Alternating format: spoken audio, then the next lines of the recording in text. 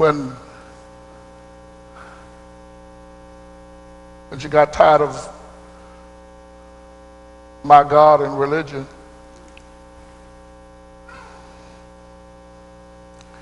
she just started staying out later and later.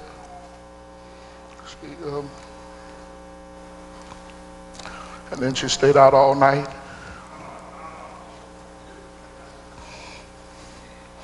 The next time she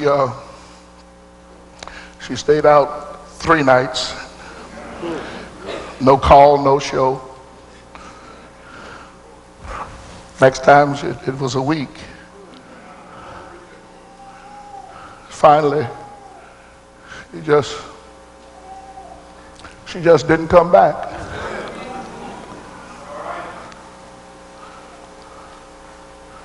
She'd been gone a year. I decided to retrace my steps and go back up to Mount Tabor. I want to talk to God. And when I got there, I felt his presence. I knew God was there. And I cried, God, I know you're here.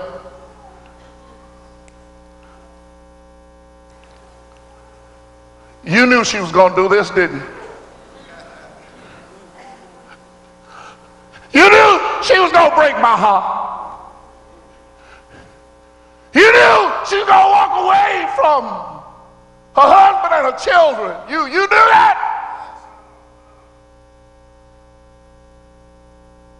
God said, calm down, Hosea, calm down. He said to me, where's Gomer? Where's Gomer? You God, you ought to know where she is. I don't know. She's been gone a year.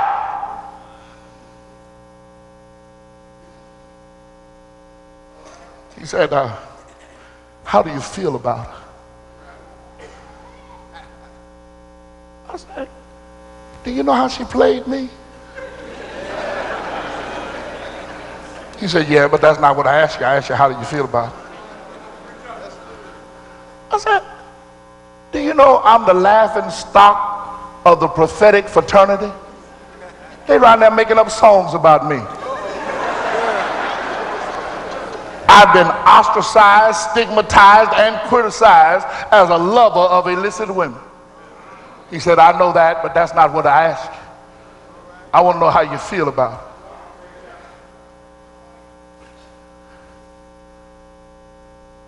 it. Do you know they said that she tipped out, stayed out, and moved out? So yeah, I know that, but that's not what I asked you. How do you feel about it?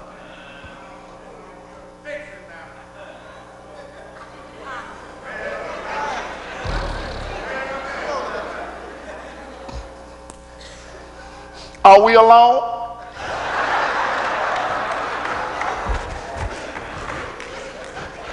I still love her. He said, what did you say? I said, I still love her. He said, I feel you, I feel you. I feel you. He said, I feel you because you can now feel me. You feel me.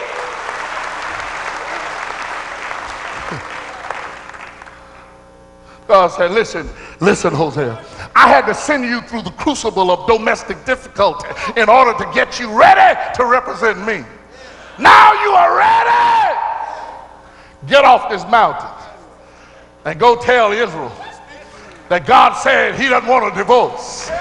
I know that she's been whoring after other gods for 700 years, but tell her I don't want a divorce. Tell her I want to renew my vows.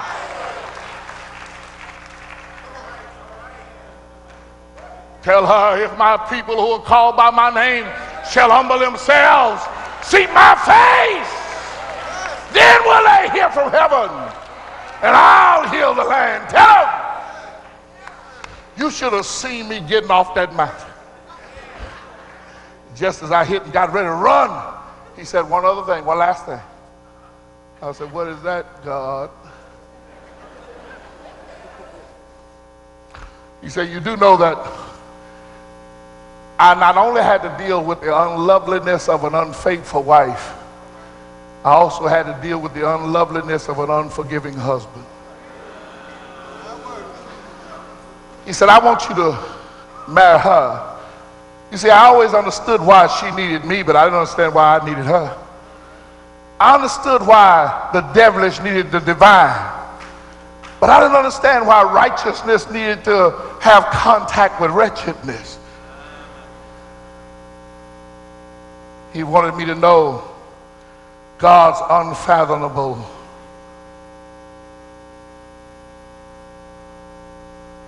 gift of forgiveness, his unfathomable grace of forgiveness. Do you know the God we serve is a God of grace? Here, I wanted God to forgive me, but I was unwilling to forgive her. God says, I want to teach the forgiven how to forgive. Some of you looking at me this morning right here, you go to church every Sunday and you shout, talk about how much you love God whom you've never seen, but you hate your brother or your sister that you see every day. God told me to tell you, quit shaking and faking.